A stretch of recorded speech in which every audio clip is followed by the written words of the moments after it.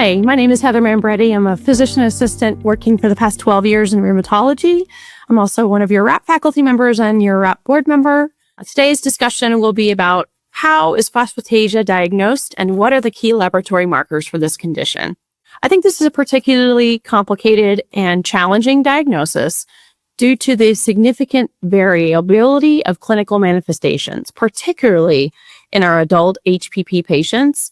So when we have infants or just following birth diagnosis of this hypophosphatasia, most of these patients have life-threatening perinatal age-type symptoms. But in an adult, you can see vague musculoskeletal symptoms, dental issues, or even atypical fractures that are hard to pinpoint and hard to diagnose as related to hypophosphatasia.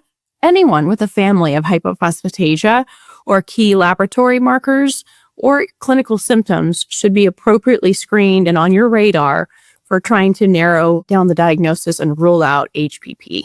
Lab markers to pay close attention to include the hallmark marker of low serum alkaline phosphatase or low ALP. If you see that in a patient, don't blow it off, don't write it off, don't say follow up with your PCP, recheck that value and then go back and trend the prior lab values you have for that patient and look and see, is there a trend of chronically low ALP? That is going to be your hallmark lab finding. You also want to check serum phosphate and serum calcium, which could be normal, but may also be elevated. You'll check a parathyroid hormone, which should be normal. And you'll check a vitamin D level, which can be low or also can be normal. You may also see hypercalciuria in a urinalysis, but that's typically not going to be in your adult patient. That's going to be more in your severe infantile onset patient. If your lab interface offers the option to trend or extract data from your whole patient panel, you can actually ask them to run a data analysis and say, pull the labs and show me a list of all my patients who have had a low ALP in the past 12 months. And then you can go down that list of patients, maybe there's 20 or 30 in your whole clinic, and you can go and trend out their history of alkaline phosphatase. And if you have a trend of any one of those patients in low ALP, you might have really zoned in on their correct diagnosis of HPP. You want to consider genetic testing in some of these patients, which should be available through major lab company sources. And if you identify them, I would offer them genetic screening as well as screen their family members. Clinical symptoms that we're looking for in these adult patients with HPP are typically going to present in middle age, 40s to 50s. You're going to have patients with musculoskeletal pain that's vague but chronic. They may be fatigued and have low endurance. And their musculoskeletal symptoms are usually not episodic. They're usually more day-to-day, and they are impacting their quality of life. You might see patients who have poorly healing fractures or atypical fractures where you catch that on a plain radiograph, or you ask about their history of fractures, may have 2 or 3 that didn't tend to heal well earlier in their adulthood.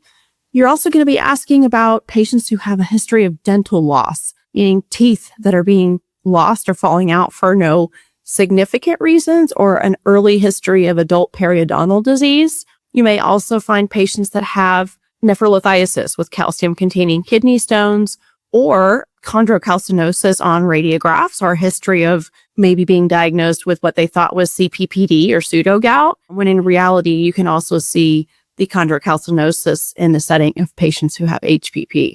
In terms of imaging evaluation for these patients, usually in a perinatal patient suspected to have HPP, this is going to be detected on a prenatal sonogram. You're going to see significant defects or bone mineralization problems.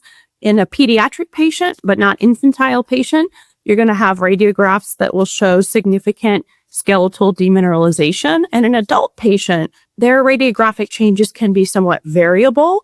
You might see old healed fractures. You might see a history of atypical femur fracture, or even calcium pyrophosphate appearing changes or chondrocalcinosis on plain radiographs. Anybody with a history of low ALP or some of these radiographic changes where you might consider a suspicion for HPP, should be offered genetic testing for the ALPL genetic variants, and their entire family should also be offered an opportunity for screening of their genetic variants.